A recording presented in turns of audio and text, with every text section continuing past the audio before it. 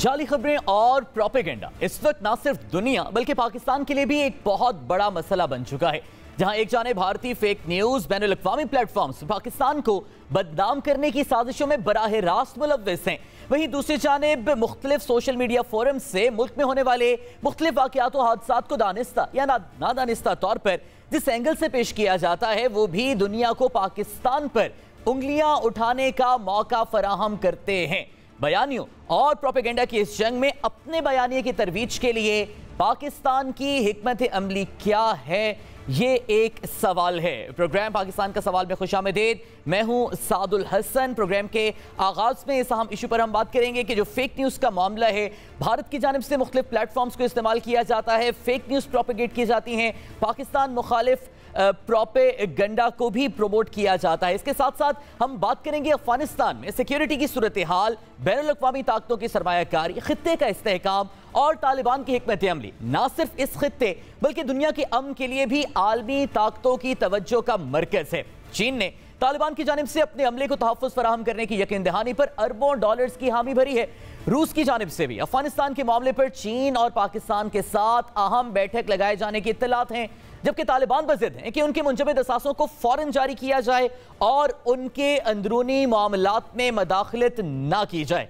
ऐसे में आज मुसलसल दूसरे जुमा को अफगानिस्तान में मस्जिद में होने वाला अफसोसनाक धमाका तालिबान की गैर मुल्की सरमायाकारों को तहफ़्फ़ुज़ फराहम करने की यकीन दहानी पर कितना बड़ा सवाल है। ये वो अहम इशू है जिस पर हम अपने मौजूद मेहमानों से बात करेंगे। जो हमारा बुनियादी सवाल है उस पर हम बात करेंगे, लेकिन इससे पहले जो फेक न्यूज़ का मामला है उस पर बात करने के लिए हमारे साथ मौजूद हैं वफाकी वज़ीर इत्तलात और नशरियात फवाद चौधरी साहब। बहुत बहुत शुक्रिया चौधरी साहब हमें वक्त देने के लिए। सर, सबसे पहले तो हम आपसे ये जानना चाहेंगे कि जो आपने भी सारे इंपॉर्टेंट बयान दिए और डेफिनेटली आपके अंडर बड़ी वाइब्रेंट काम हो भी रहे हैं फेक न्यूज़ की आइडेंटिफिकेशन और उनके तदारुक के हवाले से भी। सर, इसमें कोई शक नहीं है कि डेफिनेटली भारत इन्वॉल्व है और भारत को मौका चाहिए प्रोपेगेट करने का पाकिस्तान मुखालिफ। जो इत्तलात हम तक मौसूल होती हैं, क्या वो रोज़ाना की बुनियाद पर आती हैं आपके पास इत्तलात, और क्या उनके पास कोई आपके पास ऐसे ठोस शवाहिद भी आते हैं भारत की इन्वॉल्वमेंट के जिसको मद्देनजर रखते हुए कोई ठोस कार्रवाई भी भारत के खिलाफ की जा सके? चौधरी साहब, देखिए, ये तो हमने डोजियर पूरा भी दिया है, वो डोजियर में पूरा लिखा हुआ है कि किस तरीके से फेक न्यूज़ होता है। और फिर आपको मालूम है कि जो ये इन्फो लैब का जो एक पूरा स्कैम आया था, वो तो खुद यूरोपीय यूनियन ने उसको, जो रेडिस इन्फो लैब का जो आया था, वो तो पूरा यूरोपीय यूनियन का बैक था, रिसर्च थी और उन्होंने इस सारे अमल को जो है वो डिस्क्लोज किया था।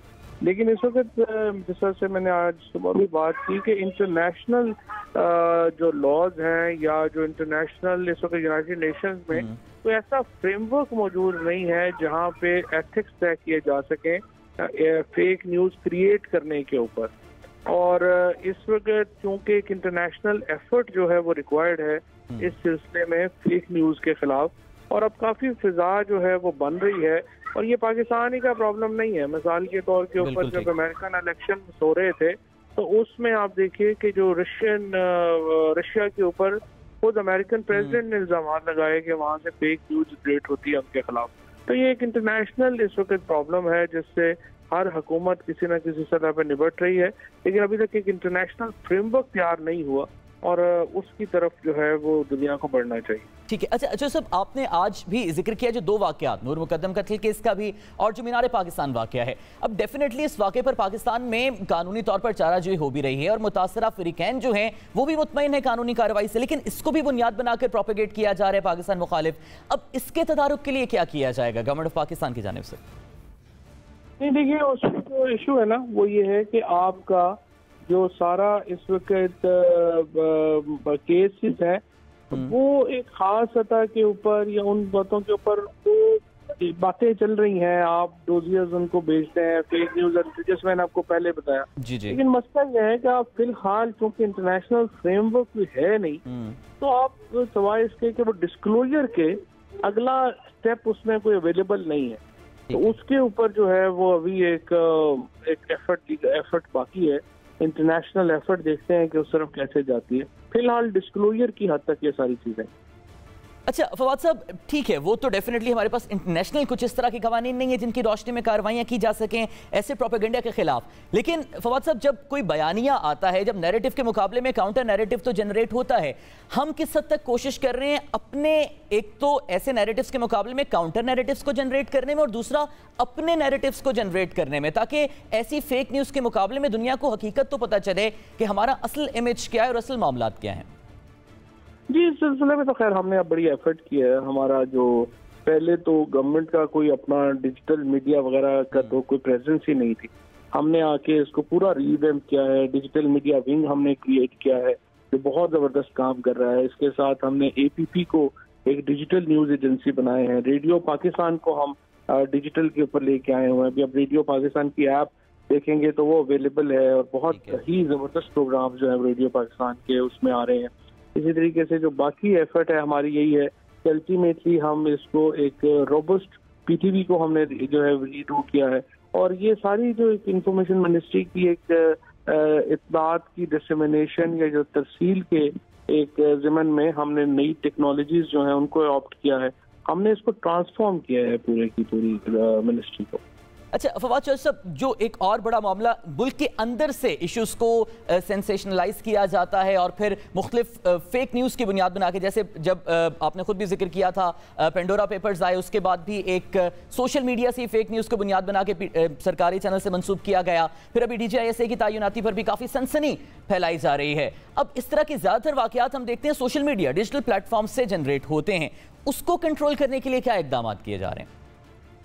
ایک تو سوشل میڈیا رولز جو ہیں وہ لے کے آئے ہیں، لیکن اصل اس کا جو کمپریہنسو حل ہے وہ تو پاکستان میڈیا ڈیولپمنٹ اتھارٹی، اس کے اوپر چونکہ تحفظات تھے کچھ، اور وہ تحفظات کا ہمیں تو اب تک نہیں پتہ چلا کہ کیا تحفظات ہیں، لیکن ایسے چیٹرنگ کلاس میں کیونکہ اس کے اوپر بات چیت ہوئی کہ جی یہ نہیں ہونا چاہیے وہ نہیں ہونا چاہیے، اس کی وجہ سے اس کو کچھ جو ہے ہم نے کہا چلے یہ بتائیے، کنسلٹیشن کرتے ہیں، آپ بتائیں کہ کیا کریں.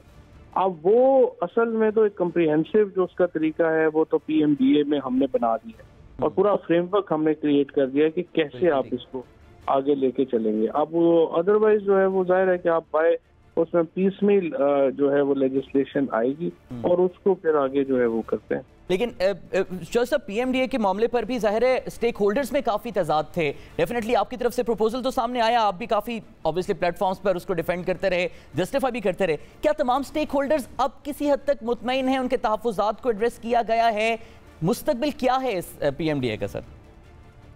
دیکھیے جی، ایک تو طبقہ ہے جو کہتا ہے کہ ریگولیشن ہونا ہی نہیں چاہیے، اس کے نقطۂ نظر سے تو ہم اتفاق نہیں کرتے.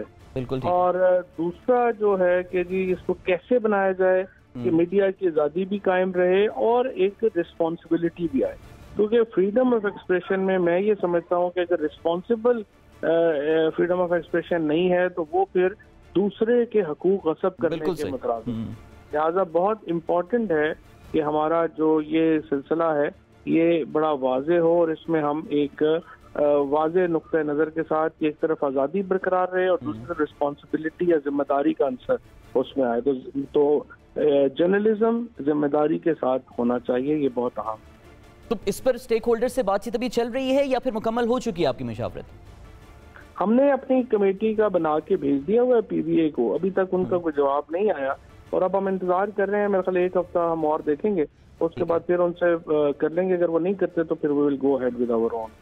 ٹھیک ہے، بہت بہت شکریہ. فواد چودھری صاحب ہمارے ساتھ موجود تھے. ساری صورتحال پر ہمیں حکومت کی جانب سے کی جانے والی پیش رفت اور فیک نیوز کے تدارک کے حوالے سے کی جانے والی کوششوں کے حوالے سے بھی آگاہ کریں. ناظرین، دوسرا بڑا معاملہ افغانستان کی صورتحال اور چین کی جانب سے افغانستان میں سرمایہ کاری کی حامی بھرنا، اور پھر آج افغانستان میں دھماکے کا افسوسناک واقعہ کتنا آنے والے دنوں میں چینی سرمایہ کاری پر اثر ڈالے گا، اور دنیا کے دیگر معاملات کے ہیں، اس پر بات کریں گے. ہمارے ساتھ موجود ہیں سینئر صحافی تجزیہ کار زاہد حسین صاحب، جبکہ اسٹوڈیو میں ہمیں جوائن کیے شکیل رامے صاحب نے. آپ خود بھی جو چائنیز معاملات ہیں، اکانومی کے ہو گئے، سیاست کے ہو گئے، اور خاص طور پہ افغانستان کو لے کر اس پہ کافی گہری نظر رکھتے ہیں. آپ دونوں احباب کا بہت شکریہ. زاہد صاحب، آپ سے گفتگو کا آغاز کرنا چاہیں گے. چین کی جانب سے حامی تو بھری گئی ہے سرمایہ کاری کی، لیکن آج جو تازہ ترین افسوسناک واقعہ آیا ہے، مسلسل دوسرا جمعہ اور مسجد میں دوسرا دھماکہ، اور جو یہ بھی اطلاعات ہیں کہ جو غیور برادری کا جو مبینہ طور پر ایک سامنے آ رہا ہے کہ دہشت گرد ملوث تھا، اس کے بعد بھی کیا چین کا انٹرسٹ برقرار رہے گا افغانستان میں سرمایہ کاری کا؟ زاہد صاحب دیکھیں، افغانستان میں چائنا کی جو ہے پہلے بھی انہوں نے جو ہے وہ کمٹ کی تھی انویسٹمنٹ کی پچھلی حکومتوں کے درمیان، مطلب 2001 کے بعد، اور بلکہ کہا جاتا تھا کہ چائنا نے سب سے زیادہ بڑی انویسٹمنٹ کی بات کی تھی منرلز میں اور کئی اور شعبوں میں، لیکن وہ کبھی اس کے اوپر کام نہیں ہو سکا تھا۔ اس کی بنیادی وجہ تھی وہ لا اینڈ آرڈر کی سچویشن تھی جو افغانستان کی اپنی صورتحال تھی۔ تو ایک لحاظ سے وہ جو ہے جو بھی انویسٹمنٹ چائنا نے جو وعدے کیے تھے، کمٹمنٹ کی تھی، وہ پورے نہیں ہو سکے۔ تو ہو سکتا ہے کہ چائنا کی دلچسپی پھر انہی چیزوں پہ ہوگی کہ اس کو بڑھایا جائے، کیونکہ منرل کا ایک بہت بڑا ذخیرہ افغانستان میں موجود ہے اور چائنا کی دلچسپی بہت پرانی ہے وہاں پہ۔ لیکن یہ کہ اس پہ عمل درآمد کب ہوتا ہے وہ بہت ساری اور چیزوں پہ اس پہ ڈیپینڈ کرے گی، اور خاص طور پہ جو ہے افغانستان میں جو صورتحال ہے، ابھی بھی جتنے ممالک ہیں، ریجنل کنٹریز ہیں، ان کو وہ ایک لحاظ سے جس کو کہتے ہیں ایکٹیو انگیجمنٹ جو کر رہے ہیں طالبان حکومت کے ساتھ، لیکن ابھی تک طالبان کو کسی نے ریکگنائز نہیں کیا ہے۔ تو کوئی بھی اس پہ عمل درآمد جو ہے اس وقت تک ممکن نہیں ہو سکے گی، یا جو بات آگے بڑھے گی، جب تک کہ تمام یہ چائنا سمیت اور ممالک بھی جو ہیں وہ اس حکومت کو تسلیم نہیں کرتے ہیں۔ ٹھیک ہے، مطلب ایک دلچسپی دکھائی ہے چائنا نے، لیکن بہت ساری اور چیزیں بھی ہونی لازمی ہیں جس کے بعد کم از کم اس پہ عمل درآمد شروع ہوگا۔ لیکن بغیر کسی ریکگنیشن کے یہ امید نہیں کی جا سکتی ہے کہ کوئی ملک، چاہے وہ چائنا ہو چاہے کوئی اور ملک ہو، وہاں پہ زاہد صاحب کی گفتگو بھی آپ نے ملاحظہ کی ہے۔ آپ سمجھتے ہیں کہ موجودہ حالات میں چین کی جانب سے افغانستان میں سرمایہ کاری کرنا ممکن ہے؟ کیونکہ چین اوبویسلی انٹرسٹڈ تو ہے، پہلے بھی سرمایہ کاری کی جاتی رہی ہے۔ دیکھیں، سرمایہ کاری کے لیے جو فنڈامنٹل ریکوائرمنٹ ہوتی ہے، ایک تو زاہد صاحب نے وہ ڈسکرائب کر دی ہے کہ ریکگنائزیشن، گلوبل ریکگنائزیشن کا ہونا بہت ضروری ہے۔ سیکنڈ جو چیز ہے کہ وہاں پر امن کہ جس کے ساتھ ہے، دیکھیں چائنا میں یہ کیپیسٹی ہے، چائنا نے پاسٹ میں بھی یہ ایکٹیو کیا ہے ایون کہ جہاں پر لوگ سمجھتے ہیں کہ سرمایہ کاری نہیں ہو سکتی ہے، ٹیررزم ہوتی ہے، وہاں پر انویسٹ کرتا ہے۔ دیکھیں 2014 اور 15 میں پاکستان میں بھی ایک ہمارے سیکیورٹی کے چیلنجز تھے، دنیا بھر کی جو کہ انویسٹمنٹ تھی، گو کہ ہمارا اور افغانستان کا کوئی مقابلہ نہیں ہے، مگر اس وقت ہمارے بھی ادھر بہت زیادہ یعنی کہ سیکیورٹی کے چیلنجز تھے چائنا کی۔ مگر یہاں پر جو سوال آئے گا وہ یہ ہے، چائنا کا ایک وے آف کیا کہتے ہیں کنڈکٹ ہے کہ وہ چیزوں کو بڑا سموتھ اور آہستہ آہستہ بلڈ کرتے ہیں۔ جس طرح یہ نہیں ہوتا کہ ہم بات کریں جی کہ ابھی بات ہوئی ہے کل کو لے کے آ جائیں گے، ہم بات کرتے ہیں منرل سیکٹر کی افغانستان میں، یہاں میں بہت ڈبیٹ ہوتی ہے، مگر ہم ایک چیز کو اگنور کرتے ہیں کہ منرل کو ایکسٹریکٹ کرنے کے لیے پانی کی ضرورت ہوتی ہے، اور اگر ہم افغانستان میں پانی کی سچویشن دیکھیں تو ایون وہ اس کے ایگریکلچر کے لیے کافی نہیں ہے، اس کے یعنی کہ صاف پانی پینے کے لیے نہیں ہے۔ اب اس پانی کی جو ڈیمانڈ ہے، ہم 3 ٹریلین کی بات تو کرتے ہیں اس کے ایکسٹریکشن کی، اب جو اس میں پانی یوز ہوگا وہ کہاں سے آئے گا؟ اگر اس کو کمپیٹنگ سیکٹر ہے اس کے ایگریکلچر جس کو ہم کہتے ہیں فوڈ سیکیورٹی کے لیے، اب ہم کیا وہ فوڈ پہ کمپرومائز کریں گے یا ڈیولپمنٹ پہ کریں گے، یا اس پہ وہ بیلنس اسٹرائک کرنے کی کوشش کریں گے؟ جو تیسری چیز ہے، ابھی ہمیں جو چیزیں ہیں کہ انفولڈ ہو رہی ہیں، جو کہ میرا تو شروع دن سے ایک بڑا اس پہ پوائنٹ آف ویو تھا کہ جو امریکہ نے اتنی جلدی میں کیا ہوا ہے کہ یہاں سے وڈرا کیا ہے، مجھے لگتا ہے کہ ان کا جو انٹینشن ہے وہ قیاس ہے کہ افغانستان میں ایک قیاس کی سچویشن پیدا ہو۔ اب دیکھیں جس طرح وہ افواج تھی جو کہ ان کو ٹرین کیا ہوا تھا، ان کو افغانستان کی یا اشرف غنی تھے یا ان کے ساتھی وہ بھاگ گئے سارے، ایک ساری سچویشن کو ہم نے لیمبو میں چھوڑ دیا۔ اب اگر پروسیس وائز ہوتا ہے وہ جو ایک آئیڈینٹیفائی کیا تھا کہ سٹیپ بائی سٹیپ اس طرح نیگوشیشنز کر کے کام کریں گے، اب جب تک یہ چیزیں نہیں سیٹل ہوتی تو کوئی بھی ملک یہاں پر انویسٹمنٹ کرتے ہوئے ہچکچائے گا۔ مگر لاسٹ چیز اس پہ میں کہنا چاہتا ہوں، افغانستان کسی ملک میں انویسٹمنٹ کے لیے 2-3 چیزیں بڑی دیکھی جاتی ہیں، سیکیورٹی کی تو بات کر لیتے ہیں، انفراسٹرکچر۔ اگر ابھی آپ دیکھیں تو دنیا کی جو رینکنگ ہے اس میں افغانستان 160 نمبر پہ ہے، میں نے دنیا کی جو 163-64 ممالک کی رینکنگ کرتے ہیں، اب افغانستان لوسٹ لیول پہ جا رہا ہے۔ وہاں پر road infrastructure, communication infrastructure, industrial infrastructure, on top of that ease of doing business کیا ہے وہاں پر۔ اگر ہم دیکھیں تو جو ان کے بارڈر کی جو ٹریڈ ہے اس میں میرے خیال افغانستان 177 پہ ہے، 190 کنٹریز کی رینکنگ ہوتی ہے اور افغانستان 177 پہ ہے۔ یہ میں اس لیے حالانکہ ابھی اور چیزیں بھی ہیں مگر میں اس لیے بارڈر ٹریڈ کی اس لیے کر رہا ہوں کہ ہم میں بہت زیادہ ہم بات کرتے ہیں کہ جناب کی یہ ٹرانزٹ روٹ بنے گا سی پیک کا افغانستان کے تھرو سینٹرل ایشیا کے لیے، اور اس کے لیے فنڈامنٹل 2 چیزیں ہیں، انفراسٹرکچر اور جو بارڈر کی جو سچویشن ہے اس کو کنٹرول کرنا۔ اب ان سارے جب آپ چیزوں کو مد نظر رکھتے ہیں تو یہاں پر تحمل اور کیا کہتے ہیں لانگ ٹرم پالیسی کی ضرورت ہے. بالکل ٹھیک ہے. مجھے ذرا زاہد صاحب سے سوال کرنے دیجیے گا, پھر میں دوبارہ بھی آپ سے اس پر بات کروں گا. زاہد صاحب, آپ بھی ذکر کر رہے تھے بین الاقوامی ریکگنیشن کا, رامے صاحب بھی اسی پوائنٹ پر ظاہر متفق تھے, لیکن اس کے ساتھ ساتھ انٹرنل سیکیورٹی بڑی امپورٹنٹ ہے, اور ظاہر ہے چائنیز نے طالبان سے یقین دہانی مانگی کہ ان کے ورکرز کو تحفظ فراہم کیا جائے گا, لیکن آج بھی دھماکے کے بعد کیا آپ یہ سمجھتے ہیں کہ چائنا میں کوئی غیر یقینی پائی جائے گی طالبان کی یقین دہانی کو لے کر, کہ طالبان نے جو گارنٹی دی تھی کہ انٹرنل سیکیورٹی رہے گی, کیا ابھی بھی چائنیز طالبان پر یقین یا بھروسہ کریں گے کہ وہ کوششیں ان کی کامیاب ہوں گی انٹرنل سیکیورٹی کے لیے؟ لیکن پہلے تو بنیادی چیز یہی ہے نا, جب تک آپ نے جو انویسٹمنٹ اس وقت ہوگی جبکہ پہلے ایک قدم آگے بڑھیں گے, اس کے بعد یقین طور پہ جو میں نے کہا کہ تسلیم کرنے والی بات. دوسری بات اور آتی ہے کہ یقینی بات ہے کسی بھی انویسٹر کے لیے, خاص طور پہ انٹرنیشنل انویسٹر کے لیے بہت ضروری ہے کہ وہ امن اس کو وہاں پہ ہو اور اس کو گارنٹی ملے.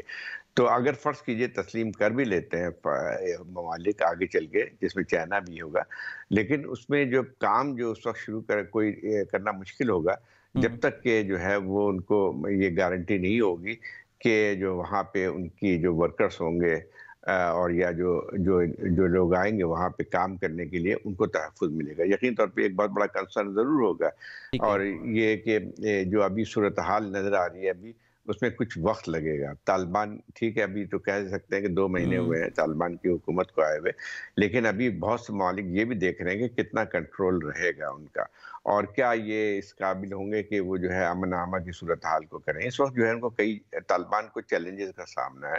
سب سے بڑا چیلنج وہی دہشت گردی کا ہے جو کہ داعش کی صورت میں ہے, اور جو بھی حملے ہوئے ہیں اس میں اگر دیکھا جائے تو ایک خاص مقصد حاصل کرنے کے لیے ہے, اور زیادہ تر جو ہے وہ سیکٹیرین اس کی نوعیت ہے جو کہ داعش کا ایک طریقہ کار ہوتا ہے. تو میرا خیال یہ ہے کہ یہ کہنا کافی نہیں ہوگا کہ چائنا آمادہ ہے انویسٹمنٹ. یقین طور پہ بہت سے اور ممالک بھی آمادہ ہوں گے, پرووائڈڈ 2-3 چیزیں ہو جائیں گی. مثلا یہ کہ طالبان وہ کچھ کر سکیں گے جو اس کی بنیاد پہ اس کو اپنے آپ کو تسلیم کروا سکیں گے اپنی حکومت کو. دوسری بات وہی آتی ہے کہ پھر دوسرا جو ہے جو کنسرن ہوگا وہ یہی ہے کہ کیا طالبان ان کے باوجود بھی یہ ایک لحاظ سے امن قائم کرنے کے لیے کامیاب ہو جائے. رامے صاحب, اب obviously مغربی طاقتیں بھی اس وقت افغانستان کو دیکھ رہی ہیں, اور چین کی تو انویسٹمنٹ کا ہم ذکر کر بھی رہے ہیں.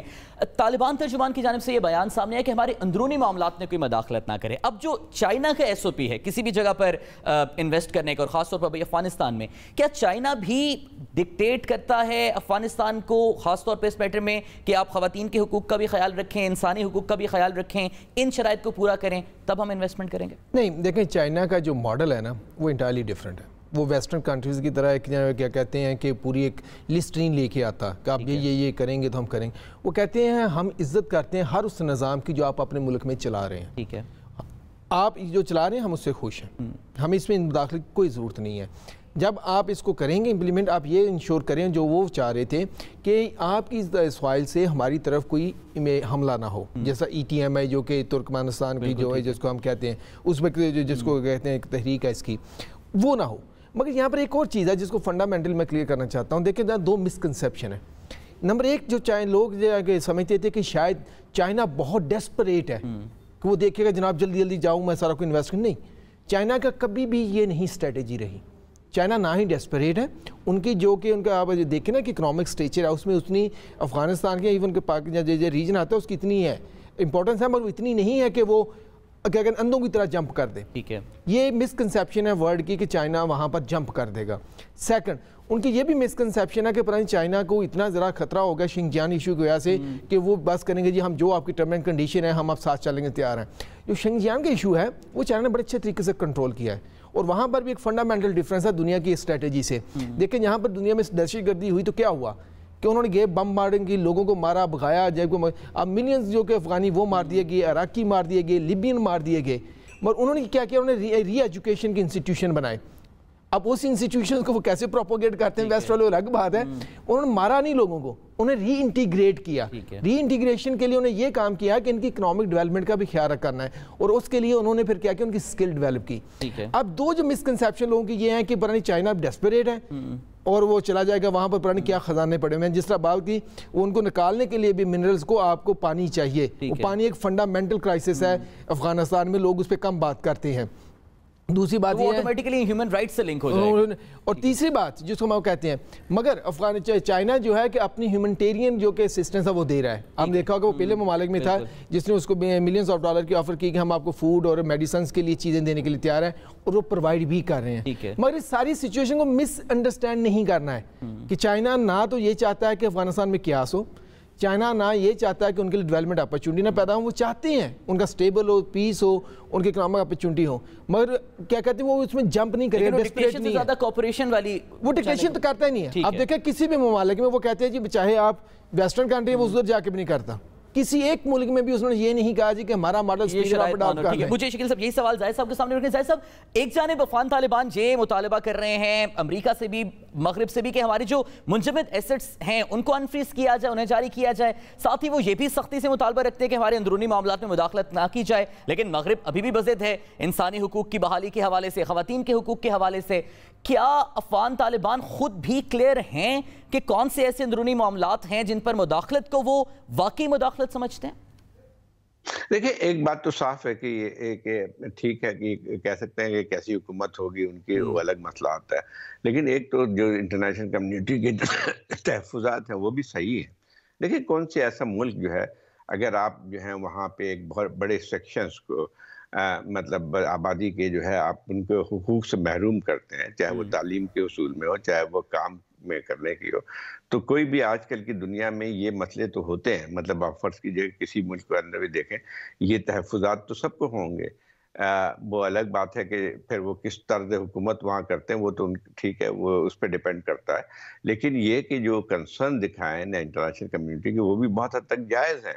ٹھیک ہے, مطلب یہ بات سمجھ میں آتی ہے لوگوں کو کہ ایک ایسی صورتحال افغانستان میں پیدا نہ ہو. تمام ممالک کا یہ کنسرن بھی موجود ہے کہ ایسی صورتحال نہ ہو جہاں پہ جو وہاں پہ ہیومینیٹیرین کرائسس ہے وہ بہت خراب ہو جائے, جس کی وجہ سے ایک اور خطرہ بھی نظر آتا ہے کہ اگر ایک کولیپس کرتے ہیں افغانستان معاشی طور پہ یا لا اینڈ آرڈر کے لحاظ سے تو وہ تمام نہ صرف ریجنل کنٹریز کے لیے ایک نقصان دہ ہوگا, ان کے لیے براہ راست اس کا اثر پڑے گا, بلکہ ایک گلوبل پالیٹکس پہ بھی اس کا اثر پڑے گا. تو اسی وجہ سے ہم دیکھتے ہیں کہ جہاں پہ ان کے انٹرنیشنل کمیونٹی کے کنسرن موجود ہیں, طالبان کے جو بہت سارے معاملات ہیومن رائٹس کے حوالے سے جو آتی ہیں چاہے وہ ہے تو اور یا عورتوں کی تعلیم کے بارے میں, عورتوں کے حقوق کے بارے میں بات آتی ہے, وہاں پہ جو ہے تمام ممالک ان کے ساتھ انگیج بھی کر رہے ہیں. انگیج کرنے کی مقصد یہی آتی ہے کہ ٹھیک ہے مطلب اگر تسلیم نہیں کرتے, لیکن یہ کہ ایسی صورتحال نہ ہو جہاں پہ وہاں کہ معاشی طور پہ یہ صورتحال ہو جائے کہ لوگوں کو وہاں پہ یعنی اپنے کھانے پینے کا بھی وہ پڑ جائے. کیونکہ اس وقت کہا جاتا ہے جو ہیومینیٹیرین انٹرنیشنل آرگنائزیشن ہے کہ تقریباً 97% آبادی افغانستان کی جو غربت کے درجے سے نیچے ہے, اور یہی مسئلہ جو آتا ہے کیونکہ تو یہ ایک مسائل تو ہوں گے. یہ بات صحیح ہے کہ اگر زاہد صاحب اسی صورتحال میں افغانستان کی ہی اسی صورتحال کو دیکھتے ہوئے اب اطلاعات یہ بھی ہیں کہ روس اگلے ہفتے پاکستان اور چین کے ساتھ اہم ٹاکس جو ہے اسے ہوسٹ کر رہے افغانستان کی صورتحال کو دیکھ کر. دوسری جانب امریکہ اور دیگر مغربی طاقتیں بھی دیکھ رہی ہیں افغانستان کی صورتحال کو. کیا آپ سمجھتے ہیں کہ آنے والے دنوں میں نئے بلاکس بن رہے ہیں افغانستان کی صورتحال کو لے کر, اور افغان طالبان کا رجحان کن بلاکس کی طرف زیادہ ہوگا؟ دیکھیں ایک بات صحیح ہے کہ یعنی طریقہ کار میں فرق ہے. مطلب بعض ممالک کہتے ہیں کہ ان کے ساتھ جو ہے ایکٹیو انگیجمنٹ کی جائے, چائنا ان میں سے ایک ملک ہے, پاکستان بھی دوسرا ہے, ایک حد تک ایران بھی ایکٹیو انگیجمنٹ کر رہا ہے. لیکن جہاں تک اس کی کا تعلق ہے, لیکن انگیجمنٹ تو سب کر رہے ہیں. امریکن وفد نے ابھی بات کی دوحہ میں, برٹش ایک ڈیلیگیشن ابھی وہاں گیا تھا افغانستان, تو ایک لحاظ سے انگیجمنٹ تو موجود ہے. لیکن جہاں تک ریکگنیشن کا تعلق ہے, فارمل ریکگنیشن کا, وہ سب میرے خیال یہ کہ چاہے وہ ریجنل کنٹریز ہوں چاہے وہ ایک اور دوسرے ممالک ہوں, سب کا موقف تقریباً ایک ہے کہ بعض کنڈیشن بعض شرائط جو ہیں طالبان کو پوری کرنی چاہیے تاکہ جو ہے وہ ان کو ایک لحاظ سے فارمل طریقے سے ریکگنائز کیا جائے. دو الگ الگ چیزیں, انگیجمنٹ الگ چیز ہے, ایکٹیو, اور پھر تسلیم کرنا دوسری چیز ہے. جہاں تک اس کی رشا ٹھیک ہے, سب کی کوشش یہ ہے کہ طالبان افغانستان میں مزید شورش نہ ہو, مزید خانہ جنگی نہ ہو, یہ سب کا کنسرن ہے. اور خاص طور پر ریجنل کنٹریز کا زیادہ کنسرن ہے, خاص طور پاکستان کا اور چائنا کا, رشیا کا, ایران کا بھی زیادہ کنسرن ہے کہ وہاں پہ حالات خراب نہ ہو. تو لیکن یہ کہ دونوں کو کس طرح سے بیلنس کرتے ہیں یہ تو مسئلہ رہے گا. तालिबान अगर ये सिर्फ कहना अपना छुड़ा नहीं सकते हैं कि जी ये हमारा सारा मतलब, फिर उनको फिर ये भी तस्लीम करना पड़ेगा कि अगर आपके पास इमदाद आ रही है, जब आप किसी उनमें रहेंगे तो ठीक है। अच्छा रामेश साहब, क्या आप भी देख रहे हैं कि नए ब्लॉक्स बन रहे हैं, और क्या वो नए ब्लॉक्स हैं या फिर माजी के ब्लॉक्स रिवाइज हो रहे हैं? देखें, अफगानिस्तान की जो सबसे बड़ी बदकिस्मती है ना, उसको कोई भी अफगानिस्तान की नज़र से नहीं देखता। हम भी अभी भी देखें, जब बात कर रहे हैं, हम जो कोशिश कर रहे हैं कि मुख्तलिफ ममालिक की जो प्रायोरिटीज़ हैं उसके मुताबिक देखें, और यही अफगानिस्तान की सबसे बड़ी बदकिस्मती है। अब देखें, एक भी जहाज साहब भी फरमा रहे थे कि 97% पॉपुलेशन जो नीचे है गुरबत के, उनमें कितने फूड इनसिक्योर हैं जो कि फाकों की तरफ जा रहे हैं। किसी को ये परवाह नहीं है। परवाह है पहले औरतों के हकूक़ की बात करो, भई उनका एक सिस्टम है, उसके मुताबिक वो उसको आज़ादियाँ हासिल हैं। अगर हम वेस्टर्न्स के मुताबिक उसको मैयर करते हैं, वो यूनिवर्सल नहीं है, वो वेस्टर्न्स को करते हैं। अब उनको डिफाइन करने दें उनका क्या है। अब देखिए, आप उनको डिक्टेट नहीं कर सकते। अगर आप को एजुकेशन नहीं करेंगे तो आप एजुकेशन नहीं हो रही। वो कहते हैं हम सेपरेट यूनिवर्सिटियाँ खोल रहे हैं। वेमेन को कौन है जो हकूक़ ना देना चाहे? अगर वो इस्लामिक सिस्टम की बात करते हैं तो इस्लामिक सिस्टम पहला सिस्टम था जिसमें उनको शरीयत ने उसको क्या कहते हैं विरासत में हक दिया, और एजुकेशन उसके लिए उतनी ही कंपलसरी की जितनी किसी और के लिए है, इक्वल राइट दिया। अब बात यह है कि इसको कोई इंप्लीमेंट कैसे करता है। ठीक है। अब इसी पे अगर हम सारी डिबेट रख देनी है कि जनाब आप ये करेंगे, पहले ये करेंगे, फिर हम देखेंगे कि आपकी भूख का क्या हाल है। तो ये एक बात याद रखनी चाहिए, जो भूखा लोग शख्स होता है वो कुछ भी करता। अभी हम धमाकों की हम बात कर रहे थे, मे बी दाश के लिए इतना आसान ना हो अगर उन लोगों को सारी चीज़ें सहूलतें वहाँ मिलना शुरू हो जाएँ, मगर उनकी एब्सेंस में ये सहूलतें अब नहीं मिलती तो वो डेस्परेट है। जहाँ भूख से मरना है, जहाँ इस तरह मरना है, तो उनके लिए चॉइसेस आप बना रहे हैं। देखिए, रीजनल कंट्री चाहे इंटरनेशनल कम्युनिटी, उनको कभी अफगानिस्तान को अफगानिस्तान की नज़र से भी देखना चाहिए। वो क्या चाहते हैं और वो कैसे चाहते हैं। अब ये तो जब हम बात करते हैं अभी इंडिपेंडेंस की, अब हम इधर मैं बैठा हूँ तो मैं इंडिविजुअल इंडिपेंडेंस की बात करता हूँ, मैं कहता हूँ मैं फ्री में जो मर्जी करूँ। भाई वो एक मुल्क है, वो भी फ्री है।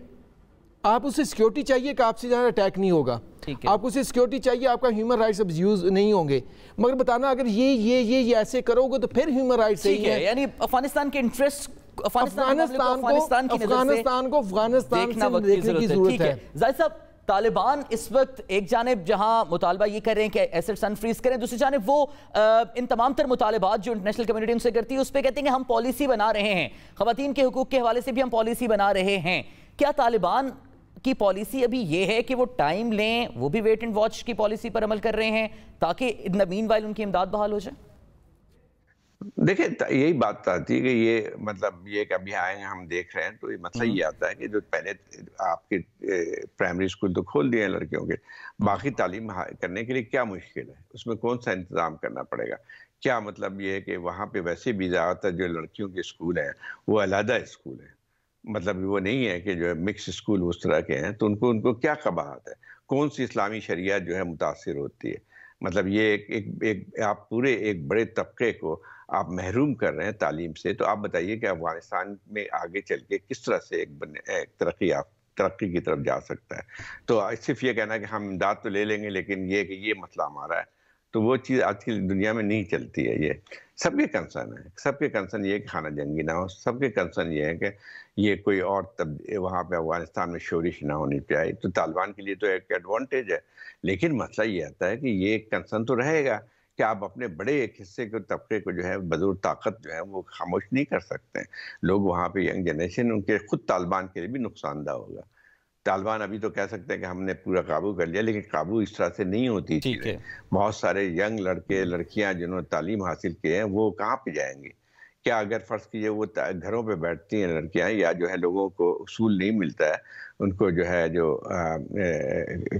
एक लिहाज से रोज़गार नहीं मिलता है, तो आपको अंदाज़ा होना चाहिए कि क्या उसके असरात भी सोसाइटी में पड़ेंगे। तो खुद तालिबान को इन चीज़ों के बारे में सोचना चाहिए।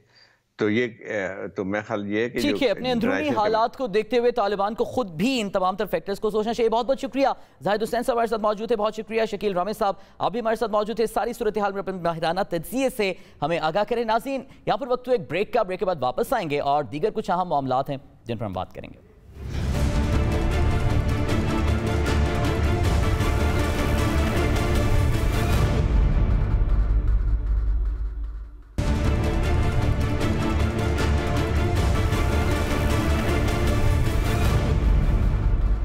Welcome back to the show नाज़रीन। बिजली की कीमत में ₹1.39 फी यूनिट इजाफे के साथ पेट्रोल की कीमत में ₹5 फी लीटर इजाफे की समरी ने महंगाई से सताई अवाम की परेशानियों में मजीद इजाफा कर दिया है। इसके साथ साथ IMF से होने वाले मुज़ाकरात और सेल्स टैक्स में छूट की खबरें भी आने वाले दिनों में अवाम के लिए परेशान कुन हो सकती हैं। हुकूमत का मौक़िफ़ है कि आलमी मार्केट में कीमतों में होशरुबा इजाफे के असरात पाकिस्तान में बढ़ती महंगाई की शक्ल में देखे जा रहे हैं, लेकिन अवाम को रिलीफ फराहम करने और हुकूमत के आखिरी 2 सालों में आसानियों के दावे क्या गलत अंदाजों पर मबनी थे या अभी भी अवाम किसी मुआशी रिलीफ की उम्मीद रखें, ये एक सवाल है। ब्रेक के बाद प्रोग्राम के इस सेगमेंट में जैसा हम सवाल पर अपने मौजूद मेहमानों से बात करेंगे, उस सवाल पर एक नजर डाल लेते हैं। हमारा सवाल ये है कि पाकिस्तान से के IMF से सख्त शराइत पर मुज़ाकरात, 334 अरब रुपए के सेल्स टैक्स छूट खत्म करने की तैयारी, दूसरी तरफ बिजली महंगी और पेट्रोल महंगा होने का इम्कान, क्या अवाम महंगाई का ये बोझ उठा पाएगी? इस पर बात करने के लिए हमारे साथ मौजूद है हमारे मईशत डॉक्टर फरूख सलीम साहब। डॉक्टर साहब बहुत बहुत शुक्रिया सर हमें वक्त देने के लिए। सर सबसे पहले तो जरा हमारे लिए, हमारे समझने के लिए आप ये आसान कर दीजिए, IMF से ये जो मुज़ाकरात हुए हैं, हमारे शौकत तरीन साहब भी मौजूद हैं अमरीका में, क्या ये बहुत सख्त शराइत पर मुज़ाकरात हैं? इनके आने वाले दिनों में असरात क्या होंगे? बिजली ऑलरेडी महंगी हो चुकी है, पेट्रोल मजीद महंगा होने का इम्कान है, किस तरफ महंगाई की हालात जाएंगे सर? देखिए, मार्च की 24 तारीख को पाकिस्तान का वजारत ख़ज़ाना हुकूमत पाकिस्तान का IMF के बोर्ड के साथ एक मुआहदा हो गया था। उस वक्त हमारे वज़ीर ख़ज़ाना साहब जो थे वो डॉक्टर हफीज शेख साहब थे। उस मुआहदे में 2 बड़े वादे किए गए थे पाकिस्तान की तरफ से। एक वादा ये किया गया था कि 5 से 6 रुपए फी यूनिट बिजली का रेट, बिजली के नर्ख बढ़ा दिए जाएंगे और तकरीबन 900 अरब रुपया बिजली की बिलों की मद में इजाफी इकट्ठा किया जाएगा। ये पहला वादा था। दूसरा वादा हमने IMF के साथ ये किया था कि तकरीबन 30 रुपए फी लीटर पेट्रोल और डीजल के ऊपर इजाफी टैक्स लगाया जाएगा और उसकी मद में तकरीबन 610 अरब रुपया इजाफी इकट्ठा किया जाएगा। ये बजट में हमने फिगर डाल दी थी जो हुकूमत ने ऐलान किया।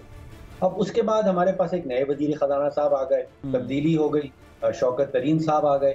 शौकत तरीन साहब ने आने के फौरन बाद उन्होंने कहा कि मेरे पास एक जादू की छड़ी है, मैं गर्दिशी कर्जाजात भी नहीं बढ़ने दूंगा और बिजली के नर्ख भी नहीं बढ़ाने पड़ेंगे। फिर उन्होंने कहा कि टैक्सेस जो हैं मैं रेवेन्यू भी बढ़ा दूंगा और टैक्सेस के रेट भी नहीं बढ़ाऊंगा। उसके बाद IMF ने कहा कि भाई हम साइड पे हो जाते हैं, आप अपनी जादू की छड़ी जो है वो अगले 6 महीने तक चला लीजिए। अब वो 6 महीने पूरे हो गए। उस 6 महीने के साथ साथ एक तो वो बहुत बड़ी गैर यकीनी की फजा सामने आ गई कि क्या शौकत तरीन साहब अक्टूबर की 16 तारीख के बाद वो वजीर ख़जाना तो नहीं रह सकते, तो क्या वो डिमोट होके मुशीर ख़जाना बन जाएंगे? फिर IMF क्या एक मुशीर के साथ मुआहदा तय करेगी? फिर मुशीर साहब जो हैं वो बहुत सारी हुकूमती मीटिंग्स जो हैं जिसमें ECC की मीटिंग भी है वो भी नहीं चेयर कर सकेंगे। तो बहुत सारी गैर यकीनी की फजा सामने आ गई। एक टेंडेंसी मैंने देखी है कि हम पाकिस्तान में महंगाई का सारा मलबा जो है वो IMF के ऊपर डाल देते हैं कि IMF की वजह से बिजली की कीमत जो है वो बढ़ाई जा रही है। ऐसा हकीकत में है नहीं। IMF ये कहती है कि आप अपने बिजली का जो सेक्टर है उसमें 400 से 500 अरब रुपए का सालाना खसारा कर रहे हैं, तो खुदाया वो खसारा खत्म कर दें। अब खसारा खत्म करने का तरीका ये है कि आप जो चोरी की शरह है 20-25% पे पहुंच गई, उसको कम कर लें। खसारा खत्म करने का एक और तरीका ये है कि जो आप बिल भेज रहे हैं अभी उनकी वसूली 90% हो रही है, वो बढ़ा के आप 95-100% की तरफ ले जाएं। लेकिन जब इन दोनों चीज़ों में हुकूमत फेल हो जाती है तो फिर कोई हरबा बचता नहीं है सवाई इसके कि नर्ख बढ़ाए जाए, टैरिफ बढ़ाया जाए। तो मलबा महंगाई का सारा IMF के ऊपर डाल देना मैं समझता हूँ कि दुरुस्त नहीं। अच्छा डॉक्टर साहब, फिर वज़ीर आज़म साहब ने कल भी अहम इजलास में ये बयान दिया कि मुल्क में महंगाई है, ऑब्वियसली इसको तो तस्लीम कर रहे हैं, निगेट नहीं किया जा रहा, लेकिन ये भी कह रहे हैं कि अवाम को हम समझा नहीं पा रहे कि महंगाई क्यों है। चलें, अवाम तो ऑब्वियसली मुआशी मामलात की समझ बूझ नहीं रखती, आपको क्या समझा पा रहे हैं प्राइम मिनिस्टर साहब के महंगाई क्यों है? डॉक्टर साहब देखिए, पिछले 12 महीनों में वज़ीर आज़म साहब ने कोई 9 या 10 कैबिनेट की मीटिंग चेयर की हैं जिनका मुकम्मल फोकस जो था वो महंगाई के ऊपर था। اور اس کے بعد ہمیں بتایا جاتا تھا کہ مشکل وقت جو ہے وہ گزر گیا ہے، اب مشکل وقت فیوچر میں نہیں آئے گا، اب حکومت کی پالیسیز جو ہیں وہ کام کرنا شروع کر دی گئی۔ اب پچھلے 12 مہینوں میں اگر آپ دیکھیے کم از کم 12 پریس کانفرنسز مختلف وزراء نے کی ہیں، اور وہ بھی یہی بتایا جاتا تھا کہ مشکل وقت گزر گیا ہے، مہنگائی کے اوپر کنٹرول آ گیا ہے، لیکن حقیقت یہ ہے کہ مہنگائی کے اوپر کنٹرول نہیں آ رہا۔ یہ حکومت بھی مانتی ہے، حکومت کا جو اپنا ادارہ ہے پاکستان بیورو آف اسٹیٹسٹکس وہ بھی یہ بتاتا ہے۔ حیران کن بات یہ ہے کہ ابھی کل کا جو اعداد و شمار آیا ہے جو پاکستان بیورو آف اسٹیٹسٹکس نے بتایا ہے، وہ کہہ رہے ہیں کہ سال بھر میں بجلی کی قیمت جو ہے وہ 61% بڑھی ہے، جو گھی کی قیمت ہے وہ 41% بڑھی ہے، مرچوں کی قیمت جو ہے وہ 33% بڑھی ہے، مرغی کی قیمت 30% بڑھی ہے، پیٹرول 22% بڑھا ہے اور مزید بڑھ رہا ہے۔ تو مہنگائی تو ہے، اس کی وجوہات کیا ہیں، اس پہ کنٹرول کا کیا طریقہ ہے، اصل وہ دو سوال بنتے ہیں۔ ٹھیک ہے، تو ڈاکٹر صاحب یہ بھی بتائیے گا کہ مہنگائی کو کنٹرول کرنے کے حوالے سے ہی پہلے ہم یہ بیانات وزراء کی جانب سے بھی اور کابینہ کی جانب سے سنتے تھے کہ اب ہماری معاشی سمت درست ہے، جس طرح سے آپ بھی ذکر کر رہے ہیں کہ آنے والے 2 سال آخری جو ہیں وہ عوام کے لیے خوشخبریوں کے سال ہوں گے۔ کل اب یہ بیان آیا کہ نئی کوئی پالیسی فریم ورک ہے جس سے معیشت درست ہو جائے گی، کیا وہ نیا پالیسی فریم ورک پرانی جو معاشی پالیسیز تھی ان کی کنٹینیویشن ہوگا یا وہ ڈسکنٹینیو کر کے کوئی نئی، جس طرح سے پہلے بھی ذکر کیا جادو کی چھڑی ہے وہ گھمائیں گے اور مہنگائی میں جو ہے وہ کمی ہو جائے گی، کنٹرول کر لیا جائے گا اسے، یا پھر کچھ یہ پھر ایک اور سیاسی بیان ہی ہے؟ دیکھیے ابھی تک تو جتنے بیان ہم سن رہے ہیں وہ یہی کہتے ہیں کہ یہ ہو جائے گا، یہ فیوچر کی سب باتیں ہیں کہ ہم مہنگائی پہ کنٹرول کر لیں گے۔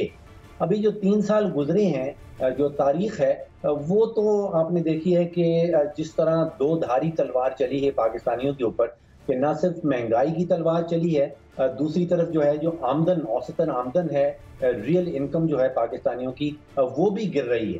اب یہ دونوں چیزیں اکٹھے ہونا یہ پاکستان یا پاکستانیوں کی زندگی کے تجربے میں پہلے نہیں ہوا۔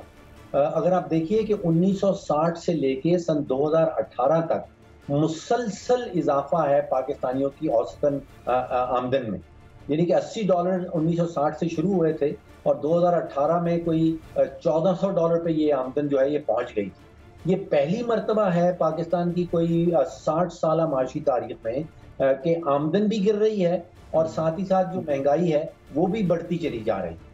اب حکومت کو خود دیکھنا ہوگا، ایک تو بہت بڑی وجہ مہنگائی بڑھنے کی یہ ہے کہ جو ان پٹ کاسٹ ہیں، اگر آپ بجلی کی قیمت بڑھاتے ہیں تو جو چیز بجلی سے بنائی جاتی ہے، جہاں بجلی استعمال ہوتی ہے، وہ پروڈکٹ بھی اس کی بھی قیمت بڑھ جاتی ہے۔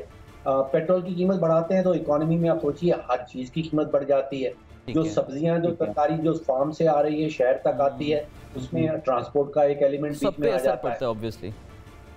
تو سوال یہ ہے کہ بجلی کی قیمت کون بڑھاتا ہے، سوال یہ ہے کہ پیٹرول کی قیمت کون بڑھاتا ہے۔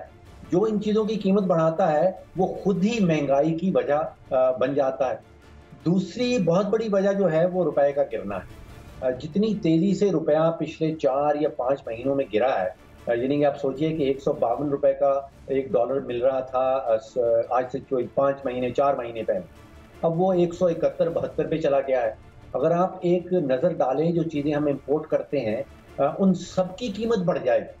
جو چیزیں ہم امپورٹ کرتے ہیں، ہم پیٹرول امپورٹ کر رہے ہیں، اس کی قیمت بڑھ جائے گی، ڈیزل امپورٹ ہو رہا ہے، گندم امپورٹ ہو رہی ہے، چینی امپورٹ ہو رہی ہے، کپاس امپورٹ ہو رہی ہے، کھاد امپورٹ ہو رہی ہے، مشینری، لوہا، چائے امپورٹ ہوتی ہے، مرچیں امپورٹ ہوتی ہیں، کھانے بنانے کا تیل امپورٹ ہوتا ہے۔ تو جب اتنی تیزی سے روپیہ گرے گا تو ان سب چیزوں کی قیمت جو ہے وہ مزید بڑھ جائے گی۔ تو میرا خدشہ یہ ہے کہ مہنگائی کا ایک اور طوفان ہمارے سامنے کھڑا۔ تو ڈاکٹر صاحب آخر میں آپ سے اگر ہم سجیشن جاننا چاہیے، کیونکہ ڈیفینیٹلی گورنمنٹ بھی اس چیز کو تسلیم کر رہی ہے کہ چونکہ میجورٹی آف دا جو پروڈکٹس ہیں، جو کموڈیٹیز ہم استعمال کریں وہ امپورٹ کر رہے ہیں، تیل سے لے کر آپ کے فوڈ آئٹمس تک بھی، اور ڈیفینیٹلی کووڈ کی وجہ سے بھی جو سپلائی چین ہے وہ ڈسٹرپٹ رہی اور قیمتیں آٹومیٹکلی بڑھ گئیں۔ اب یہ تو ایک ریالٹی ہے جو آبویسلی ہمارے کنٹرول میں نہیں ہے، ہمارے کنٹرول میں کیا ہے جس سے اس کے اثر کو بھی کسی حد تک کم کیا جا سکے؟ دیکھیے پہلی بات تو ہماری کنٹرول میں یہ ہے کہ ہم معیشت کی کوئی پالیسی بنائیں۔ اب پالیسی اس وقت بنتی ہے جب آپ کے پاس کوئی ٹیم ایگزسٹ کرتی ہو۔ اگر آپ نے 8 یا 9 مہینوں کے بعد ایک نیا وزیر خزانہ لے آنا ہے اور تو پھر کوئی اوسطاً ایگزسٹ ہی نہیں ہو پا رہے، اب 37 مہینے شاید گزرے ہیں حکومت کے اور یہ چوتھا وزیر خزانہ ہے، اور ہمیں یہ بھی نہیں پتا کہ اکتوبر 16 کے بعد یہ وزیر خزانہ رہیں گے یا نہیں رہیں گے۔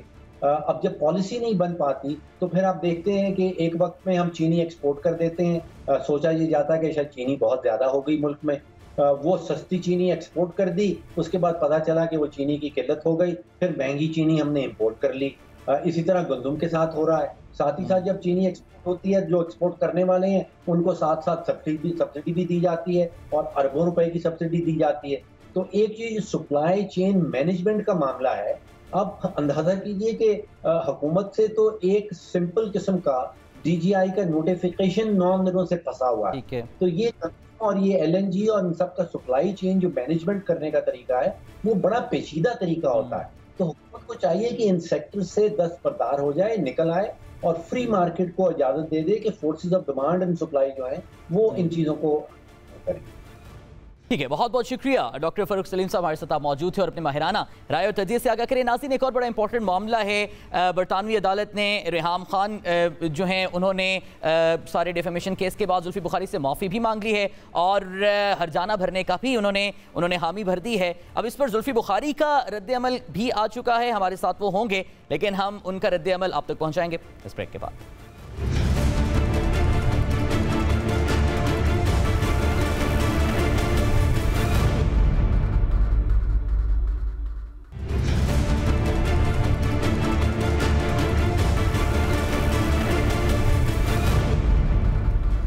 ویلکم بیک ٹو دا شو ناظرین۔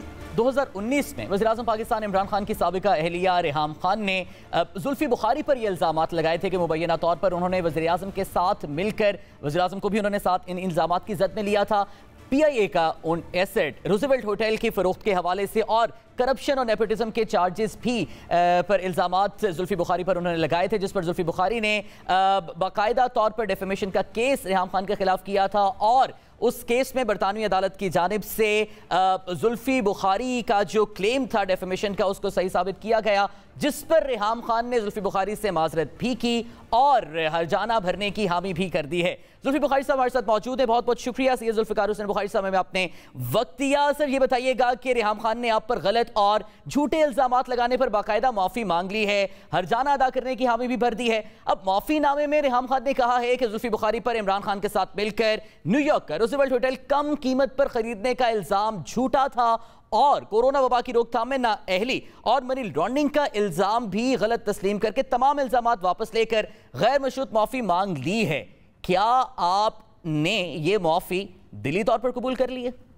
جی السلام علیکم۔ اس میں بڑا سمپل ہے جی، ظاہری بات ہے، انہوں نے معافی مانگ لی اور ڈیمیجز اور ویڈیو اور اپولوجی انہوں نے ڈسپلے کر دی ہے، تو یہ اکیلے نہیں تھیں اس میں، پاکستان کا بھی بہت بڑا میڈیا کا سیکشن بھی یہی چیزیں بول رہا تھا، لیکن فرق یہ تھا کہ ان نے بار بولا تھا، انگلینڈ میں تھیں تو وہاں کیونکہ ہمیں پتہ تھا کہ انصاف ملے گا اگر جھوٹ ہے، اگر نہیں ملے گا اگر سچ ہے، لیکن کئی ایسے سینئر آپ کے سو کال انویسٹیگیٹو جرنلسٹ نے بھی یہی الزام لگایا، اور انفارچونیٹ ہے کہ ہمیں پاکستان میں اس طریقے سے اتنا سوئفٹ انصاف جہاں تک میڈیا کے حوالے سے اور ڈیفیمیشن کے حوالے سے وہ نہیں ملتا۔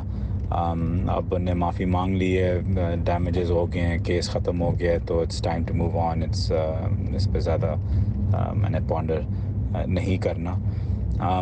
اور اس کے ساتھ ساتھ لائک سر کہ وہاں ایک بڑا سوئفٹ سسٹم ہے، ڈیفیمیشن کے رولز بڑے ڈیفائنڈ ہیں، بڑے طریقے سے ہر ٹویٹ کو، ہر الفاظ کو دیکھتے ہیں۔ اگر آپ کورٹ میں کسی چیز کے ساتھ بیک اپ نہیں کر سکتے تو پھر آپ وہ ظاہری بات ہے کیس اسی طریقے سے۔ اچھا، ریحام خان نے آپ پر الزام لگایا تھا کہ روزویلٹ کی فروخت میں آپ کا مفاد تھا، اب روزویلٹ فروخت کرنے میں حکومت کو کتنا فائدہ ہوا اور کیا اس کی فروخت میں آپ کا بھی کوئی کردار تھا؟ یہ میرے لیے بڑا ڈیمیجنگ تھا کہ لوگوں کو پتہ ہے کہ میں انٹرنیشنلی باہر پراپرٹی مارکیٹ میں ہوں، ڈیولپمنٹس کرتا ہوں، ہوٹلز وغیرہ یہ وہ، تو آبویسلی یہ اگر کوئی سمجھے کہ یہ وہ کر رہا ہے تو میرے لیے تو ڈیمیجنگ ہے ہی ہے، لیکن میرے سے زیادہ وزیر اعظم صاحب کے لیے ڈیمیجنگ ہے کہ ان کا ایک ایڈوائزر اگر یا منسٹر ایسے کچھ کر رہا ہو، تو اس لیے یہ بہت ضروری تھا کہ ہم اس چیز کو ٹو دی اینڈ لے کے جائیں اور دودھ کا دودھ اور پانی کا پانی ہو۔ जहाँ तक रोज़वेल्ट की बात है, मैं आपका 1 मिनट सिर्फ इसमें लूँगा कि ये पहली हुकूमत है कि रोज़वेल्ट के ऊपर एक लोन भी था, आई थिंक 10% का JP मॉर्गन के साथ, वो लोन भी इस हुकूमत ने पे डाउन कर दिया। और शुक्र है कि PM की फार साइटेड विजन थी, क्योंकि कोरोना के दिनों में तो बंद था, तो अगर उसके ऊपर लोन था तो लोन की किस्तें हम कैसे देते जब होटल ऑपरेट ही नहीं कर रहा। तो अगर पिछली हुकूमतों में रोज़वेल्ट 90% पाकिस्तान की मालकियत थी, इस हुकूमत में रोज़वेल्ट अब 100% पाकिस्तान की मालकियत है। तो बिल्कुल जो इल्ज़ाम लगाए जा रहे थे उसका बिल्कुल ऑपोजिट हो रहा था। तो इतना बड़ा मिस इन्फॉर्मेशन का गैप है कि जो बिल्कुल ऑपोजिट था कि हम रोज़वेल्ट और भी हम पाकिस्तान की मालकियत बना रहे थे, उसको बिल्कुल ट्विस्ट करके फेक न्यूज़, झूठ वगैरह बोल के। और आई थिंक एक अच्छी एक्सरसाइज ये होगी कि उन एंकर्स को निकाल के देखें जिनने रेहाम खान के स्टेटमेंट को और अपने स्टेटमेंट को इस चीज़ पे इंडोर्स किया, उनके नाम भी आगे आने चाहिए। बहुत बहुत शुक्रिया जुल्फी बुखारी, हमारे साथ आप मौजूद थे। नाज़रीन, प्रोग्राम पाकिस्तान का सवाल से मुझे इजाज़त दीजिए। पाकिस्तान के दीगर सवालों के साथ दोबारा आपकी खिदमत में हाजिर होंगे अल्लाह ने के बाद।